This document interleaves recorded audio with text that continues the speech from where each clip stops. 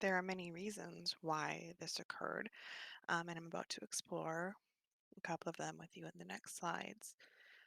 So, one of them that you might be surprised about is airplanes.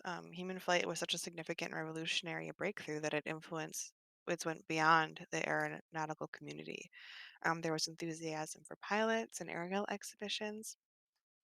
We still even have one in Oshkosh nearby to this day. Commercial and military potential of aviation was immense. The fact that people could suddenly travel and think about crossing oceans. Suddenly, you didn't have to wait for your ship. You could just fly potentially, eventually. Military potential, I'll explore in a minute. There was very much broad cultural implications of flight, artistic expression that aviation inspired. But the impact of the airplane on the 20th century is beyond measure. It really created a whole new world for people at the time. To have humans soaring in the sky was a very, very big deal and a very, very big change. As we saw with Brave New World last year, the whole concept of the automobile being mass produced, where it could become available to regular households. People could travel to work, they could travel to see family, so it allowed them to spread out more. They didn't have to stay localized if they wanted to be able to be near a family. It was probably one of the most significant inventions of the 1920s. And I mean, they're a cornerstone of our lives today, even.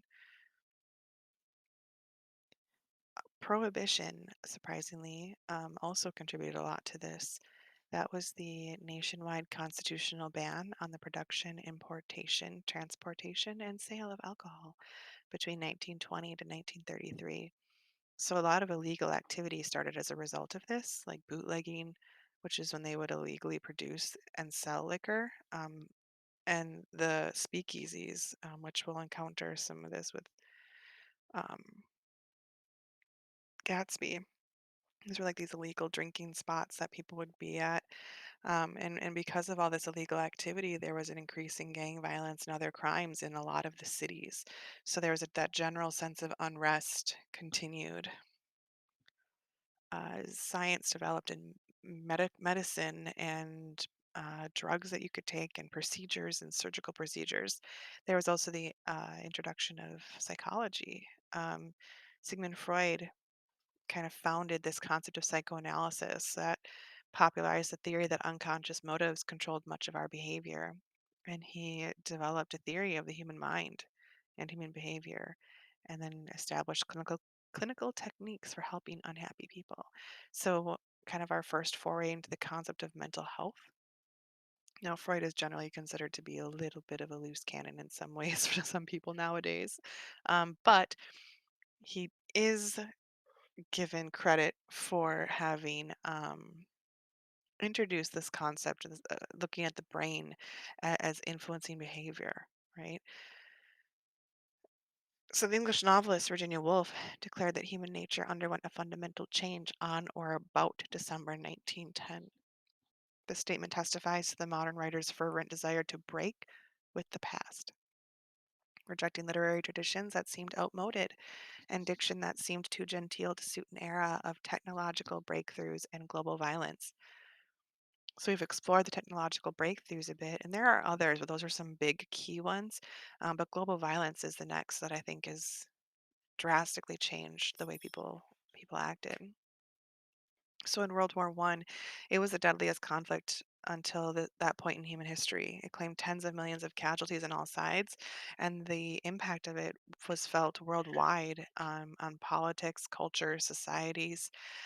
There became a kind of a anti-war sentiment and criticism of the United States government.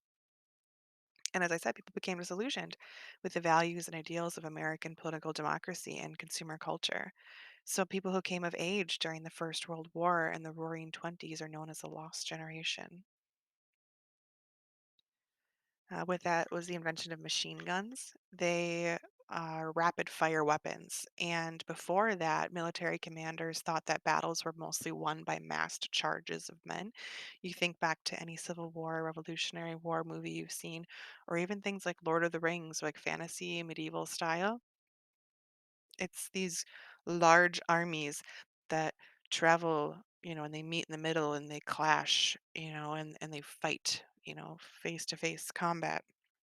But machine guns were invented, which were so fast and they had such a long range, and it made any type of mass charge suicidal.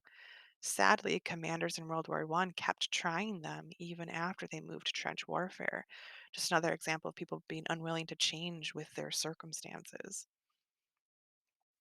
So the Great Depression occurred, around this time as well.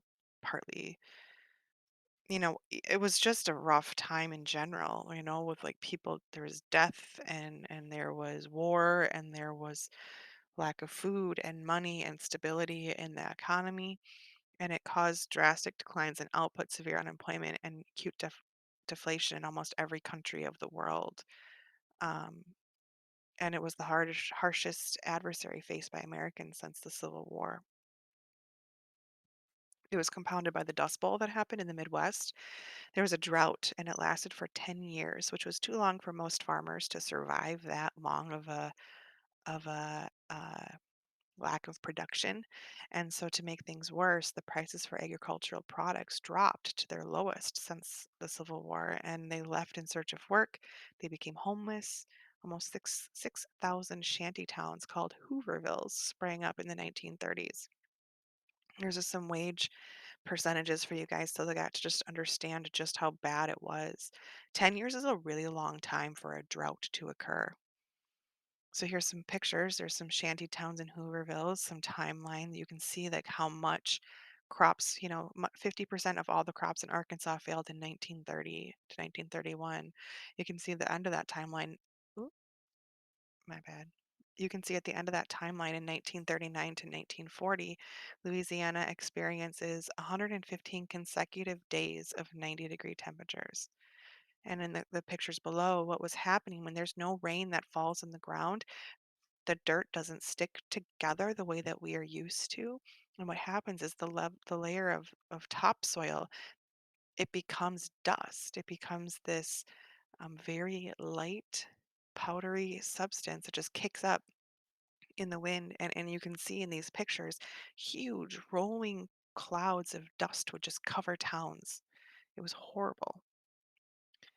And then World War II started to happen. So compounding, like decades of horrible experiences, we have another world war. And this is where the military aspect of aviation, I think, is predominantly felt. Um, Suddenly, bombs could be dropped from the sky on you, right? And in Europe, this was a bigger deal. But it did hit the United States with Pearl Harbor, and we responded in our patriotic way, and we joined the war. And the food and gas and clothing became rationed. Women went out into the workplace, so it's changed the home structures. Japanese Americans had their rights as citizens stripped from them. They were put into internment camps, and people in the United States grew increasingly dependent on radio reports for news of the fighting overseas. So, just another example of more violence, impacting people. You can see some pictures. I'll let you guys browse those.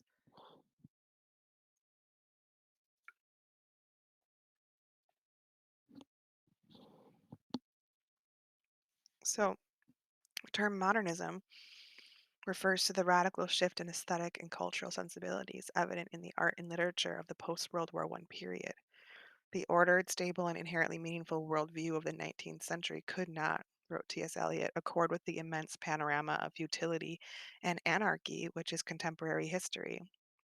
Rejecting 19th century optimism, modernists presented a profoundly pessimistic picture of a culture in disarray. So it was a panorama of futility, profoundly pessimistic, a culture in disarray. That's what we're looking at right now in this modernist unit. I have this slideshow posted in the classroom. You guys can watch this video that was shown to children in 19 in the 1950s, with the nuclear war threat. They made videos that children would watch in schools what to do if a nuclear bomb is dropped. And so I can't even imagine what it's like to grow up in a time where that is common, to be terrified that you are going to get nuked at any moment. So here you can see our chart, right? Pre-modern, modern, right? The difference is so stark and so interesting that I'm excited to explore it with you guys. So here I wanted to show it to you a little bit in some other mediums before we dug into our course curriculum, which is literature, obviously. You can see in Wander Above the Sea of Fog, it's a very romantic, peaceful. Yeah, he's solitary, but he doesn't seem lonely. But in terms of, the way nature is portrayed, and then you can see the metamorphosis of Narcissus, right, on the right, and that is a modern art piece. It's got some surrealism to it. It's abstract to some degree. It doesn't always make sense. It's kind of chaotic. It doesn't have the same clean and orderly and stable sensation that the other piece does. It just doesn't quite make as much sense. Again, here we have the monarch of the glen, this beautiful deer.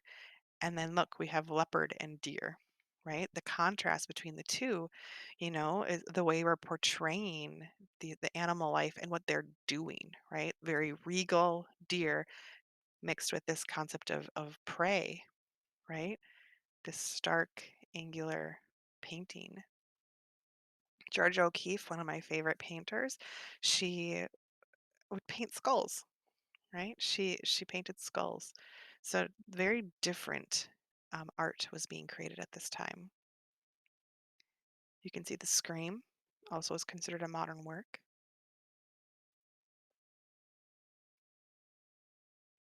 Architecture. It also appeared in architecture. On the left, we have this very Victorian, ornate, very, very elaborate style Gothic home. And then you can see on the left this Falling Water by Frank Lloyd Wright. It's beautiful home, but very different. Minimalist, clean lines built into the landscape, right?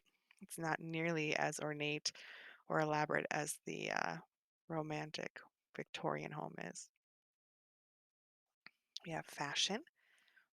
Women within a span of 40 years, we can see this broad difference in, bustles and skirts and lots of layers and the bulkiness of the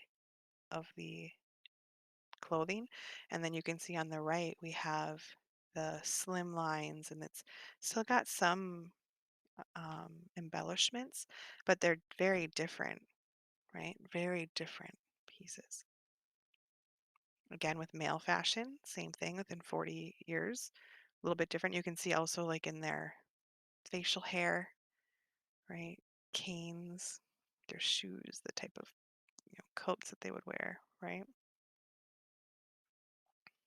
Just some really, really interesting artworks still to consider that are both considered modern pieces. Again, these are in the classroom if you guys would like to explore them a little bit more in your own time.